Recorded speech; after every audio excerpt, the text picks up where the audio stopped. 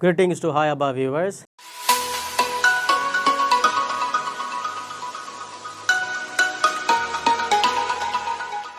We have been learning how to communicate English so far. We have been dealing active voice and passive voice. In the previous videos, we have seen how to change statement positive, negative, active voice into statement active, negative, passive voice. We have seen it. So, in this video, we will see how to change yes or no type. Why? Because I am dealing one by one, because so that you will still understand them very clearly. That's why I told you actually I would skip that, but still I continue to do that because you will have to understand them one by one clearly, so that it gets imprinted in your mind so strongly. That's why I am dealing them. So now we will move to yes or no type questions. We are not going to deal a positive or negative, just simply yes or no type questions. Only a positive sentence will deal now, so they will understand. In next video we will see WH question. Now take this yes or no type question. Are you doing this alone? Now this is in present continuous tense, yes or no type question, positive. We will have to write that actually yes or no, positive, active voice. So now how this sentence can be set in passive voice? This is be form verb, this is main verb, this is subject, this is object. Now we know how an interrogative sentence will be yes or no type question, especially first it will start with the be form verb, then subject, then main verb, then object. So how will we change this active voice into passive voice? The subject is supposed to come here. Now this is actually supposed to be in front. Now this again it is interrogative, the be form verb should be there. Now this is third person singular, for that the be form verb is. Then we apply the subject. This is present continuous tense. So therefore we will have to add another be form verb. What is a be form verb for continuous tenses? It is being. Now being. Then automatically we will have to apply V3. What is a V3 of doing? Do, did, done, doing. So done. So now the subject will become object. By you alone. So as we progress in the classes, some of the complex sentences I am introducing so that you will understand them. So now you see, are you doing this alone?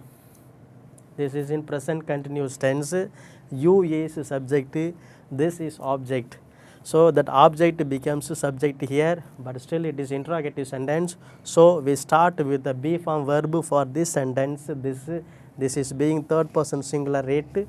We are writing is this. This is being a continuous tense.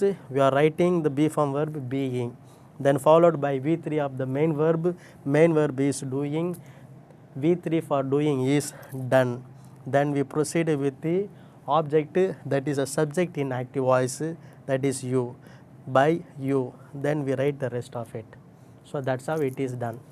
Now why I am giving this one? This sentence also can be written in some other way.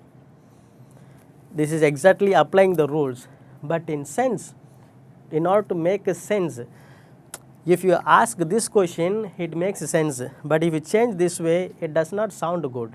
How that can be written, you will have to understand now. So I am writing this one. Instead of this, you can write it, because this is third person singular it, because that it can replace this it and all. Actually it relates, it sounds all together, it sounds similar. That's why is it being done. Instead of alone, you can write solely by you. Now my dear friends, pay attention. the actual passive voice for that sentence is this. Are you doing this alone? Is this being done by you alone? That is a actual passive voice. But to beautifully to say that, to make it precise, concise, beautiful, we'll have to write that one this way, which means, is it being done solely by you? So it sounds beautiful because it does not make any difference. It does not change the meaning at all. It gives the same meaning only. But then it gives you a proper sense. It beautifies the language. It gives you a proper language sense. That's why this sentence has to be written this way. But then it does not make any difference in the meaning. Please understand. So dear students, in order for you to understand, I am writing this sentence in some other tenses also, not exactly all the tenses, but one or two tenses, so that you will understand it clearly. Because the same example, let us deal it. So this sentence, how can this be written in some other tenses? We can write this sentence again in simple past tense. In simple past tense formulas, you should be reminded how that will start. It will always start with did. Did you do this alone? Now, did you do this alone? So the actual application will be this way. Was this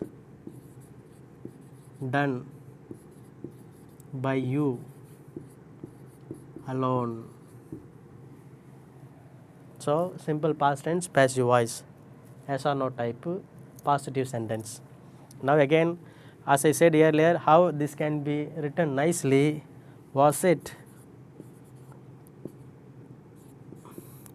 done solely by you?